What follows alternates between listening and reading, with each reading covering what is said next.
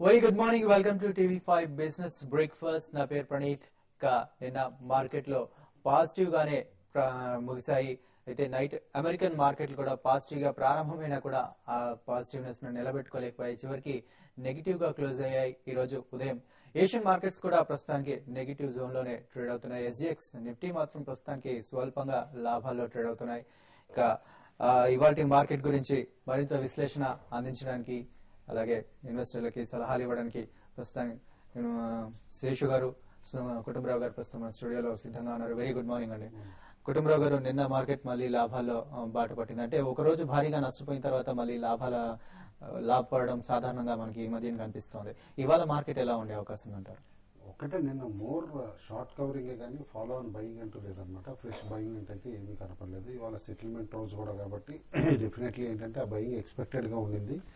ఏ counters లో అయితే short positions ఉన్నాయి అండ్ రీసెంట్లీ బాగా హ్యామర్ అయినాయో లైక్ ఐడిఎఫ్సి కానీ ఇట్లా పిరమల్ కానీ ఇలాంటివన్నీ కూడా బాగా బౌన్స్ బ్యాక్ అవటం కూడా మనం చూసాం అనమాట. అయితే నేను అనుకోవటం మాక్సిమం బిగ్గెస్ట్ టెస్ట్ మార్కెట్కి వచ్చేది మాత్రం సింపుల్ మూవింగ్ యావరేజ్ 4980కి అప్రోచ్ అవుతున్నప్పుడు అనమాట. కాబట్టి క్లోజర్ టు దట్ అంటే మేబీ ఎనీవేర్ ఫ్రమ్ 4950 టు 4980 మధ్యలో నిఫ్టీ హ్యూజ్ రెసిస్టెన్స్ ఫేస్ చేస్తుంది. ఆ రెసిస్టెన్స్ ని అధిగమించి క్రాస్ అయ్యి పైన నిలబడగలిగితేనే సేఫ్టీ జోన్ లోకి వచ్చినట్టు అనమాట. Otherwise broad trading range of 4980 on up side and on lower side just below 4800 అనమాట. దట్ ఈస్ 4750 4800 మధ్యలో ఉండొచ్చు. అయితే ఒక పాజిటివ్ ఏంటంటే గ్లోబల్ సైడ్ కమాడిటీస్ తిరిగి పెరగటం మొదలవుతుంది.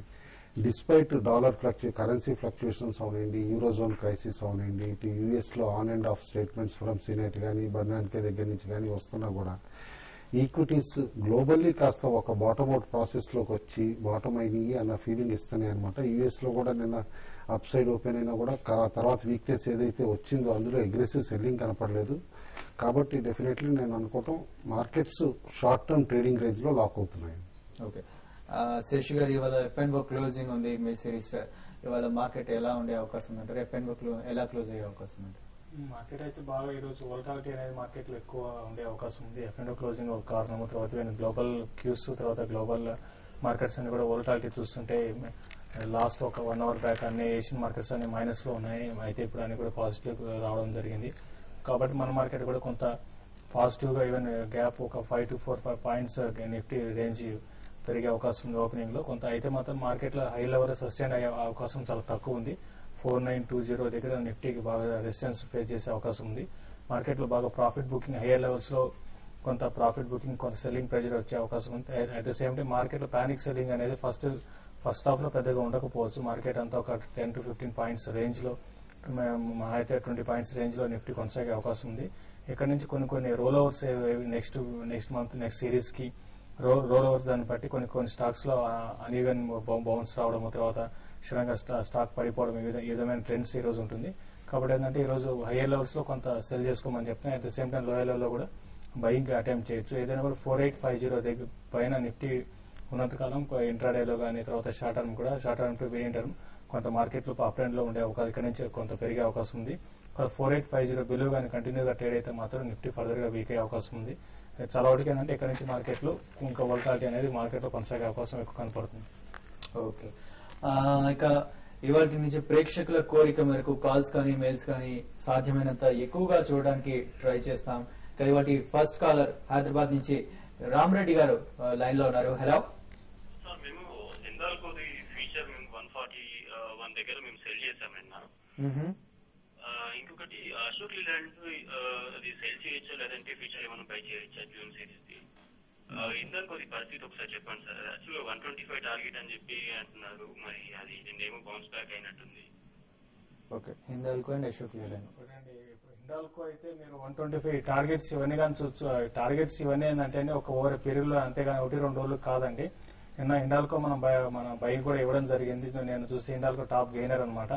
అయితే హిండాల్కో ఇక్కడ కమాడిటీ స్టాక్స్ ఎట్లా ఉంటాయంటే మార్కెట్ ఏమాత్రం రివర్స్ అయినప్పుడు అది కొన్ని రోజులు కూడా చెప్తాను చాలా ఫాస్ట్ గా రివర్స్ అవుతాయి. అయితే ఇప్పుడు కూడా హిండాల్కో వీక్ గానే ఉందని చెప్పాలి. ఎందుకంటే ఎప్పుడైతే 150 దాని బిలో ఉన్నంత కాలం స్టాక్ అయితే వీక్ ఉంటుంది. అయితే మీరు నిన్న స్టార్ట్ చేయడం అనేది మీ ట్రేడింగ్ మిస్టేక్ అని చెప్పొచ్చు. మార్కెట్ పెరుగుతున్న మార్కెట్ లో మరి ముఖ్యంగా హిండాల్కో చూస్తే నేను వాల్యూమ్స్ తర్వాత షార్ట్ కవరింగ్ హెవీ జరిగింది. అది కాకుండా ఈ స్టాక్ చూస్తే 180 రూపీస్ నుంచి నాన్ స్టాప్ గా విత్ ఇన్ ఒక 15-20 డేస్ లో ఈ స్టాక్ దగ్గరగా 130 లెవెల్స్ వచ్చినప్పుడు అక్కడ మీరు షార్ట్స్ అటెంప్ట్ చేయకూడదండి.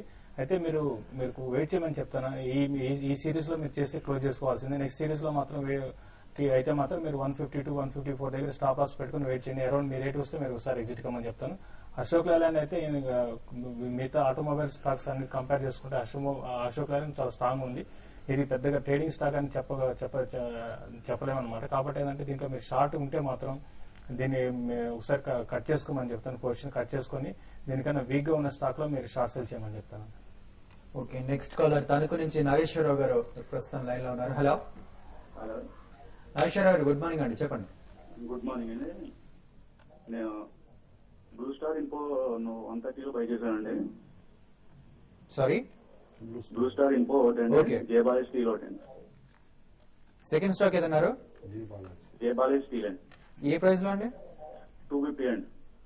ఓకే, కుటుంబరావు గారు. రెండు గుడ్ మిడ్ క్యాప్ స్టాక్స్ అండి. జయబాలాజీ రిజల్ట్స్ కూడా బాగా వచ్చినాయి. బ్లూ స్టార్ ఇన్ఫో కూడా పెడిగ్రీ మంచిది అండ్ ఆర్డర్ బుక్ కూడా బాగానే ఉంది. బట్ డెఫినెట్లీ మీరు ఏంటంటే వీటిలో షార్ట్ టర్మ్ రిటర్న్స్ కోసం అయితే ఉండకూడదు అనమాట. ఈ medium term to long term మాత్రం both are good stocks to wait అండి. పానిక్ అవ్వక్కర్లేదు. బాగా కరెంట్ లెవెల్స్ నుంచి ఎనీ కరెక్షన్ ఇంకా వచ్చినా కూడా ఫ్రెష్ బయింగ్ కూడా చేయొచ్చు. ఓకే అండి. విజయవాడ నుంచి ప్రస్తుతం మరో కలర్ శర్మ గారు ప్రస్తుతం టెలిఫోన్ లో సిద్ధంగా ఉన్నారు. Hello, good morning sir. Good morning అండి. ఈ స్టాండర్డ్ ఏరియా గురించి స్టాండర్డ్ ఏరియా గురించి దీనికి సంబంధించి అప్లై చేయొచ్చు. ఓకే ఓకే, ఆల్రెడీ ఓపెన్ అయ్యి 2 days అయిందండి. ఇష్యూ చాలా ల్యూక్వామ్ రెస్పాన్స్ వచ్చిందనమాట. ఇన్ఫాక్ట్ 5 to 10% సబ్స్క్రిప్షన్ అయింది. ఇన్స్టిట్యూషనల్ సబ్స్క్రిప్షన్ కూడా చాలా స్లోగా ఉందన్నమాట. డెఫినెట్లీ ఏంటంటే మేనేజ్మెంట్ క్లారిటీ ఇవ్వకపోవటం వల్ల ఓన్లీ కమిట్మెంట్ ఇండియా అని అన్నారు, కానీ కమిట్మెంట్ ఇండియా అంటే $500 million కలెక్ట్ చేయడం కాదు కదా. ఎందుకంటే ఆ $500 million తిరిగి ఇండియాలో ఇన్వెస్ట్ చేస్తారా, లేకపోతే ఇండియాలో ఈ ఫారెన్ బ్యాంక్ ఆపరేషన్స్ బాగా ర్యాంప్అప్ చేస్తారా ఏంటి అనేది కూడా క్లారిటీ లేదనమాట. ఓన్లీ కమిట్మెంట్ ఇండియా అనే స్లోగన్ పైన అంత పెద్ద ఇష్యూ చేయటం అనమాట. డెఫినెట్లీ రెస్పాన్స్ అయితే రీటైల్ సైడ్ నుంచి చాలా తక్కువ ఉందండి నేను అనుకోవటం. లిస్టింగ్ గెయిన్స్ కూడా పెద్దగా ఉండకపోవచ్చు అండి, అవాయిడ్ చేయాలి. ఓకే, విజయవాడ నుంచి మరో కాలర్ కూడా ఉన్నారు, రాజు గారు ప్రస్తుతం. Hello, good morning sir. Good morning sir, Kutumbarao గారు, శేషు గారు. సార్ ఎటివ్ కాంప్ 650లో తీసుకున్నాం సార్. ఇది కంటిన్యూ ఫాల్ ఉంటున్నది. దీని వాల్యూ ఎక్కడ ఉంటుంది సార్? దీన్ని అవాయిడ్ చేయొచ్చు అంటారా, లేదా ఇక్కడి నుంచి బయటపడిపోమంటారా? ఒకరిద్దరు చెప్పండి సార్. రిజల్ట్ రాగానే క్లియర్ గా చెప్పానండి. ఎందుకంటే అలా స్మార్ట్ స్కూల్స్ డివిజన్ ఏదైతే ఉందో అది చాలా స్లో గ్రోత్ చూపించింది. ఓన్లీ 6 to 9% అనమాట. కంపెనీకి ఇంతకాలం ఫ్లాగ్షిప్ టర్న్ ఓవర్ అనమాట చేసే డివిజన్ అదే ఉండింది. కాబట్టి డెఫినెట్లీ డౌన్ గ్రేడ్ కూడా చేశారు చాలా మంది బ్రోకింగ్ హౌసెస్. స్టాక్ అక్కడి నుంచి షార్ప్ గా క్రాష్ అయింది. అయితే మేజర్ సపోర్ట్ మాత్రం బిట్వీన్ 420 to 460 లెవెల్స్ మధ్యలో ఉందండి. బాగా మేజర్ సపోర్ట్ అనమాట. ఈ జోన్ నుంచి ఒకసారి రీబౌండ్ అవ్వచ్చు. రీబౌండ్ అయినా కూడా 530, 540 కంటే క్రాస్ అవటం కూడా చాలా కష్టంగా కనిపిస్తుంది స్టాక్. ఎందుకంటే చాలా డెలివరీ బేస్డ్ సెల్లింగ్ అయింది ఈ లాస్ట్ ఫ్యూ సెషన్స్ లో. కాబట్టి మీరు ఈ ఫెటాల్ యావరేజ్ చేద్దాం అనుకుంటే కనుక క్లోజర్ టు 420 యావరేజ్ చేయండి, ఒకసారి రీబౌండ్ లో ఎగ్జిట్ అయిపోవచ్చు. ఓకే, రాజంపేట నుంచి మన నెక్స్ట్ కాలర్ యానాది రెడ్డి గారు ప్రస్తుతం సిద్ధంగా ఉన్నారు. హలో, హలో, గుడ్ మార్నింగ్ అండి, చెప్పండి. సార్ పంజాబ్ బై చేస్తున్నాను సార్. ఎంతలో అండి? 169 సార్. ఓకే, షార్ట్ టర్మ్ కోసమా మీడియం టర్మ్ కోసమా అండి? Short term sir. Short term. Sure.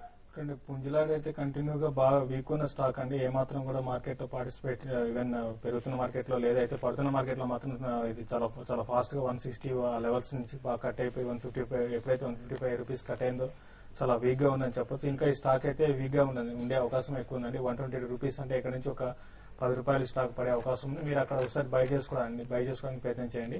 అయితే ఇప్పట్లో ఈ స్టాక్ ఇమీడియట్ గా బౌన్స్ బ్యాక్ అయ్యి చాలా స్ట్రాంగ్ గా పెరిగే అవకాశం అయితే స్టాక్ లో పెద్దగా కనపడలేదు.